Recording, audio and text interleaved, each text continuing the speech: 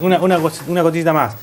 ¿Usted está estudiado o está analizado a través de algún informe técnico? Digamos, cuando esto se incorporó allá por el año 2000, tenías de determinado valor el límite de no imponible, ¿no? Sí. A valores constantes, digamos, ¿en cuánto estaría hoy o cuál debería ser el mínimo no imponible de hoy? Mirá, más o menos. Aproximadamente habría que ajustarlo en un 22%, el mínimo no imponible.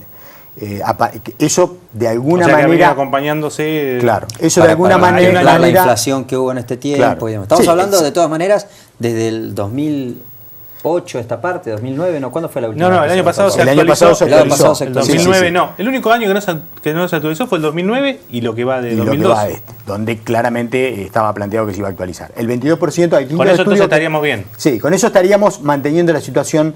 De cualquier manera, más trabajadores pagarían, porque lo que sí ha pasado es que los trabajadores formales, en buena medida, vieron incrementar sus ingresos en términos reales en este periodo. Sí. Digamos, hay una recomposición salarial del sector formal, que ha sido importante. Entonces, claro. Sí, pero eso llevaría el piso más o menos a 7.800 para el soltero. Y la verdad es que no todo el mundo, no hay muchos trabajadores que ganen 7.800 pesos. Si aumentamos el 22%, sí. Claro, un poco más, lo llevaría un poco más, de 7.000 a... Bueno, ahí estaría más o menos, ¿no? Es lo que venían reclamando algunos sectores gremiales, por lo menos. Sí, los distintos sectores gremiales Gerardo, plantean una recomposición en ese Si esto se modifica, digamos, supongamos, en agosto o en septiembre, porque las circunstancias son otras, porque la presidenta puede salir en septiembre sin necesidad de aclarar que esto se trató de ninguna pelea enmarcada en la sucesión del titular de la CGT y demás, puede decir, bueno, miren, ¿saben qué? La verdad es que en estos meses mejoró un poco la situación, yo había previsto que tenía que cuidar, blindar un poco la economía en función de la crisis internacional, como ya explicó ayer, y vamos a subir, septiembre. A los efectos reales, da lo mismo que si subiera hoy, digamos, porque es un impuesto que se paga de manera anual. Exactamente. El impuesto es un impuesto anual, con lo cual, si se toma esa decisión en septiembre, es retroactivo, podríamos decirlo de alguna manera, al 1 de enero, y bueno, se verían recompuestos y recalculados los pagos por el impuesto desde el 1 de enero para acá. O sea que es como que si hubiese tomado el 1 de enero. Gerardo, lo pasamos ahora, como para ir cerrando, a un tema más que tiene que ver con la provincia. Justamente también la presidenta ayer... dio como una especie de reto al gobernador, porque, bueno, usted sabe, la provincia está dependiendo prácticamente todos los meses de un ingreso de parte de la nación para poder pagar sueldos y gastos corrientes. ¿La provincia tiene un déficit estructural y en este esquema no se puede salir, o hay una forma, administrando y gastando mejor, que se puede evadir, digamos? Bueno, lo que podríamos llamar como estructural, y nos tenemos que remontar un poco a la historia, es lo que la provincia de Buenos Aires ha perdido en términos de coparticipación. Esto ya es digamos, del inicio de la democracia, allá por los 80, durante la gestión de Armendáriz en la provincia coparticipaba con un 28,5 y bajó al 22, o sea, perdió 6,5 puntos de coparticipación. Ese es un punto importante e inicial en esta cuestión. Claro, fue una cesión que la provincia hizo. Después, otro punto que también la provincia firmó fue en el 2002, cuando se firmaron los distintos pactos fiscales, dada la situación crítica por la que se atravesaba. En ese momento lo que las provincias firmaron fue que no se cumpliera, se dejara de cumplir el piso que había en cuanto a la cantidad a coparticipar, que estaba en el 34% de los recursos nacionales, ¿no? Que viene a ser como el piso primario que le llaman, digamos, a partir de lo cual empieza la nación a coparticipar. Que nunca podía bajar de ese nivel. O sea, nunca podía bajar del 34% de los recursos nacionales. Ese piso se sacó en ese momento y hoy está algunos puntos más abajo. Entonces podríamos decir que esos dos momentos provocan una caída de los ingresos de la provincia, que si hoy los estimamos, diríamos que por coparticipación estaríamos en algo así como 9.000 millones de pesos anuales menos, y por piso tendríamos otros 3.000, o sea que es una cifra muy importante de 12.000 millones. Del otro lado del mostrador, uno podría decir, en términos de cuánto la nación ayuda a la provincia, lo que la nación, uno puede calcular que va a terminar ayudando a la provincia de Buenos Aires en este ejercicio, estaría en el orden de los 6.000 millones de pesos. bueno, un poco lo que se está discutiendo y esto que se habla de que se envían los fondos y no se envían. Pero también hay que agregar otra cuestión, que también en aquel momento, cuando se resolvieron los pactos fiscales al principio de la década, y la Nación se establecieron determinadas responsabilidades en cuanto a las deudas que las provincias habían tenido. Bueno, la provincia de Buenos Aires para este año tiene un vencimiento de deuda por 5.000 millones de pesos que la Nación le ha refinanciado. O sea, se ha postergado. O sea, que no va a tener que pagar, que no va a tener que pagar. O sea, que podríamos decir que el aire que la provincia obtiene este año son 5.000 que no paga de deudas. Que no deja de ser una asistencia de la Nación, al fin y al cabo, digamos. No lo podemos tomar como un subsidio, bueno, porque de manera indirecta, digamos. Claro, de manera financiera son 5.000 que la provincia este año no tiene que afrontar. Bueno, y después están los 6.000 de giros directos, que son para atender esta situación, bueno, laboral y del pago del aguinaldo, que es lo que se está discutiendo.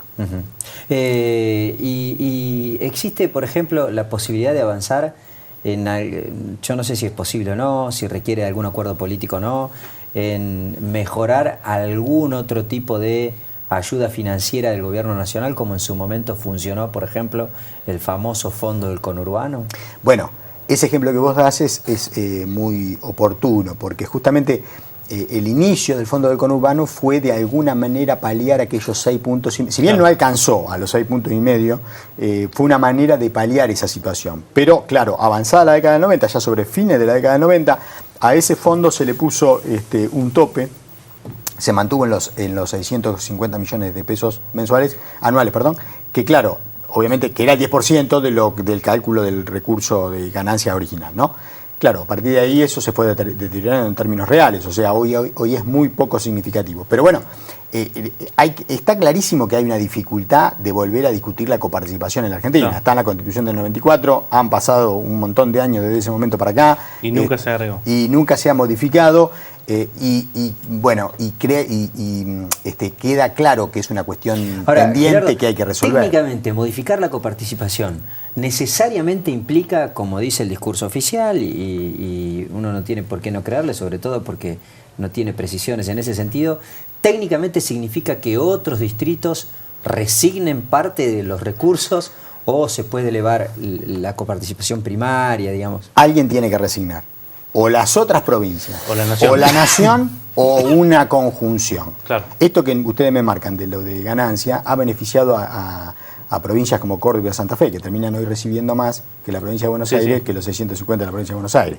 O sea, pero claro, al momento de discutir, bueno, digamos, la cosa se empasta mucho porque las reivindicaciones son de todos, ¿no? La última, y tiene que ver vuelvo al tema original de la charla, ¿no? Porque los detractores del gobierno, incluso algunos sindicalistas de los que movilizaron en el día de hoy a Plaza de Mayo y demás, insisten ¿por qué necesariamente el impuesto a las ganancias tiene que estar descontado de lo que recibe un trabajador, digamos, en concepto y por qué no avanzar en el mismo sentido como otros países lo han hecho?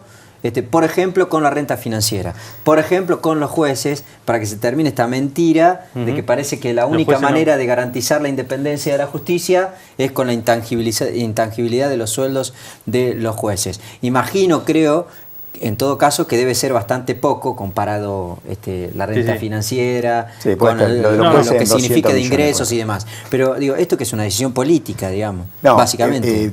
Lo que queda claro es que la Argentina tiene que ir hacia una reforma de su sistema tributario. Nosotros publicamos una revista que se llama Entre líneas de la política económica. El último número está dedicado pura y exclusivamente a eso. Están analizados todos los impuestos y qué habría que hacer con cada uno, virtudes y defectos y cómo modificarlos, porque básicamente uno podría decir, en estos años se ha avanzado porque la presión tributaria ha aumentado. Esto ha beneficiado a la nación y a las provincias, o sea, se ha recuperado el Estado como con su capacidad de cobro.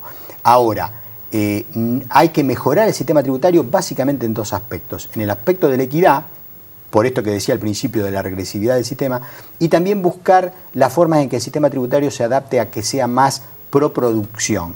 O sea, quizás ya no esté tanto la deuda esa que siempre tuvo el sistema tributario, que recaudaba muy poco en la Argentina, porque se ha aumentado la recaudación, pero creo que hay que mejorarlo cualitativamente al sistema tributario. Bueno, en ese marco es que tienen que entrar estas consideraciones. Gerardo De Santi, director del Centro de Investigación de Economía y Política y Comunicación. Muchísimas gracias por estar aquí en la No, gracias a ustedes por la invitación. Muy interesante todo. Bueno, ahí Muy estamos. bien, vamos a seguir nosotros hablando de algunos temas que interesan a la política de la provincia de Buenos Aires después de esta pausa.